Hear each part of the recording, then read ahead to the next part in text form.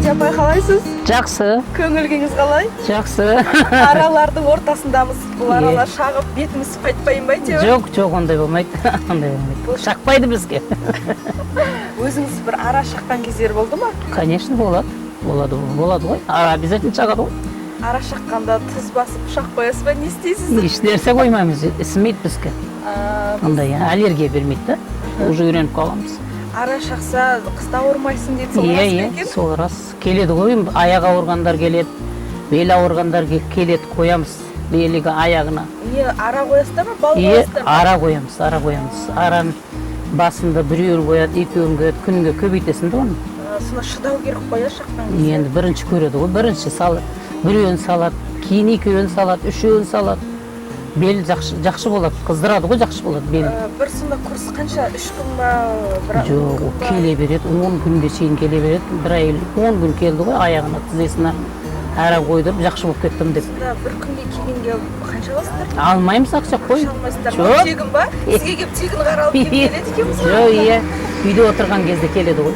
Ондай не қылмайсың? Әрі ақыры өліп қалады ғой. Надя апай, сіздер бал жасайсыздар? Иә. Қалай жасайсыздар?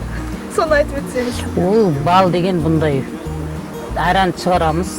Взятка деген бар. Полиға апарып қоямыз мысалы. Нейді бұйыл түгіскенде болдық, Қожекентте болдық, Қаратөбеде болдық. Қаратөбеде жанта қаяқта гүл бар, сояққа барамыз біз. Бұрын өзіміздің Шымкентский облыста болатын еді. Бұйыл Қурайда болған жоқ. Былтыр Тауға бардық, Ақмешітке. Жақсы берді. Бұйыл еш нәрсе жоқ ояқта. Только Қызылординский облыс жақсы берді. Бұйыл Жантақтан алдық бірінші. Ең бірінші Дарияның бойында Шенгелден алдық мына. Көпір бар ғой, дәу көпір. Балтакөл жақта. Сояқта тұрдық, Шенгелден алдық. Кейін Жантаққа бардық, Қаратөбеге жақсы алдық. Одан Қожекентке бардық. Қожекентте тұрып, енді осы жерге қайттық қазір. Енді на зимовку уже. Қазір лишние рамки сокращаем, на зиму готовим сейчас. Қандай гүлдерден аласыздар?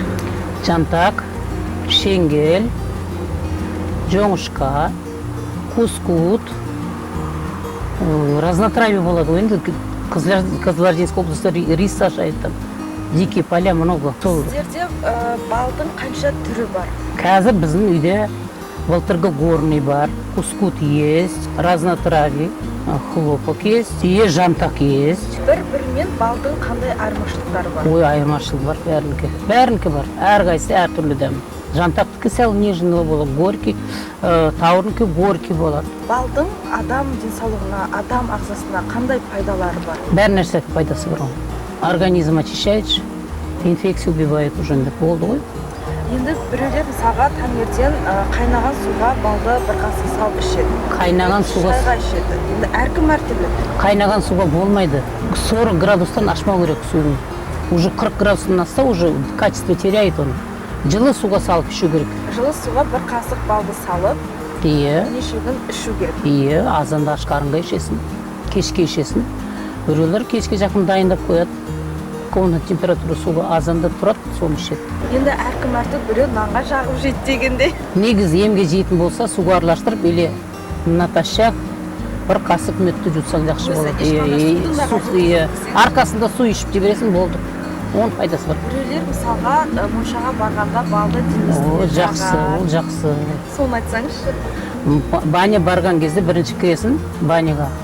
Когда начинаешь терлеу бастаған кезде, оны жағасын. Оны 1 литр апарсаң да денең бәрі сіңіп кетеді. Су отделяется вода, а мед сіңіп кете береді. Моншаға барғанда денемізге балды жағып, артынан балмен шай ішіп терлесек? Уже жуынмастан бұрын жағу керек. Жуынып болғасын емес. Кірген кезде кіресің ғой баняға, терле бастайсың, сол кезде жағасың. Кейін жуынасың уже. Сізде енді балдың бірнеше түрі бар. Біздің жалпы Түркістан халқы адамдары жолдың бойында отырсыздар. Ары беріп өткен адамдар тоқтап балды ала ма? Сұраныс қандай? Алады. Негізше осы жердің местный адам онша алмайды ғой. Проезжийлер алады жақсы. Проезжий мысалы Байконур, Ақтөбе, олар балсыз не қылмайды ғой. Біздің Түркістан ондай жемейді. Бар местныйлар, енді өзіміз таныстар алады. Бір литр сіздерде қаншадан? Килограмм 2000-дан бізде. Килограмм 2000-дан табиғи, ешқандай да жанды жоқ, ондай жоқ. Қант не қосылмаған? Бұны оны бағы үшін оны қант қоссаң не болады ол? 150 үй бар әдірағы. еш нәрсең қалмайды ғой оған. Сіздер осы бір килограмм 2000 дедіңіздер, иә? Иә. 1 килограммын алу үшін қаншама тер төгесіздер? Жұмысы қиын ғой, оны енді ол бір арақ какой-то мизерный доля әкеледі ғой. Жұмысы бар ғой, енді бірақ ауырлау енді істейміз, қайқа барасыз. Мысалға сол жұмысты өзіңіз айтып өттіңіз. Таңертең тұрасыз, неден бастайсыз? Қалай аяқтайсыз? Завтрак азанда тұрамыз, завтрак ішеміз, сосын бастаймыз. Как пчела вылетит на работу, все, начинаешь работать. Әрі жұмысқа шықпаса істей алмайсың сен.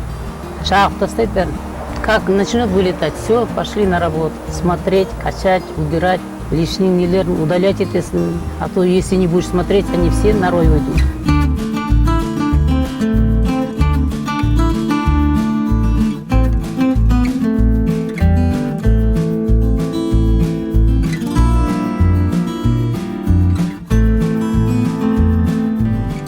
Енді көріп отырған нәзік жанды қыздарымыз бар. Жалпы сіздей бір құлпырып әдемі болып жүргіміз де келеді. Балдан қалай бетке, шашқа маска жасауға болады? Соны айтып өтіңізші. Балдан көп нәрсе істеуге болады ғой. Ана пергасы бар, пыльцасы бар, соны екеуін араластырып бетіңе жақсаң әдемі болады. Оны жағамыз қанша минут ұстаймыз ол? Ол өзі не ғой? 10 минуттан өзі не қылып қалады уже. Жоқ болып кетеді ғой.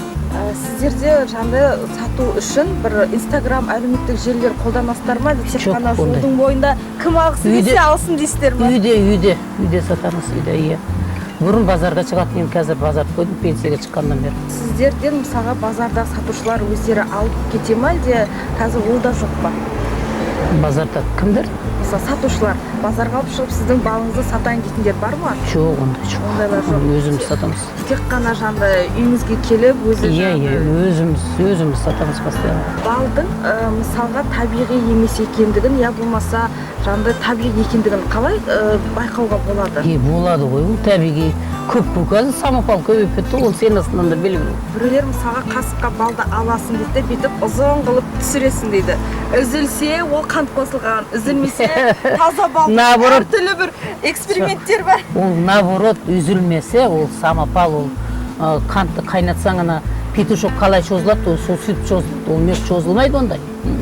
Созылмайды. Чозылмайды, иә. И қышта да чозылмайды, и жазда да чозылмайды. Оланы жаңағыда бүйтіп не қылсаң уже болды, ол самопалмен тұрады. Назия апай, енді бұл жұмыс оңай емес. Бұл жұмысқа қалай келдіңіз, қалай бастадыңыз? 10 үйден бастадық. Ол кезде бұндай болмайтын, қазір құрап тұр ғой, су жоқ.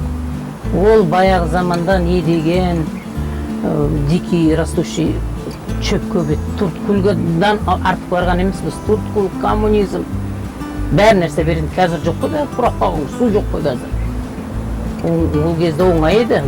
Назия апай, осы бір жұмысты сізден үйренгісі келетіндер, өзіңіздің отбасыңыздан болсын, ағайын туыс көрші қолынан болсын, бар ма? Бар, мен балам істеп жатыр. Бар ғой, өзім балам. Баламсыз жұмыс істемейміз, бәрі біледі ол. Жалпы отбасылық бизнес болып кеткен десеңізші? Иә, бәрі ол бала да ұстайды ғой, Саша да ұстайды, өзім балам. Осылай бір балға қызығып жүрген, бір кішігірім бастап көрсем ба деген, неден бастау керек, бұның қиындықтары қандай, неден өтеді, қандай жолдардан өтеді деген. Неден сөйтіп улик алады, сатып алады, көреді, болды ғой, сонымен уже алып кетеді, біреулер алып кетеді, біреулер алып кете алмайды, оны оңай емес қой. Жалпы бұл кәсіптің қыры сыры бар десең? Бар, е, транспорт керек, улик нужен, пчелы нужен, қымбат қой қазір бәр нәрсе. Біз бастағанда ол арзан еді ғой, біз бастағанда. 1000 теңге бәрін алатын едің. Қазір 1000 теңгеге не аласың? Надя апай, сіз өзіңіз күнне қанша килограммдап бал жейсіз? Мен бал жеймін ғой, бірақ онша көп емес. Жеймін.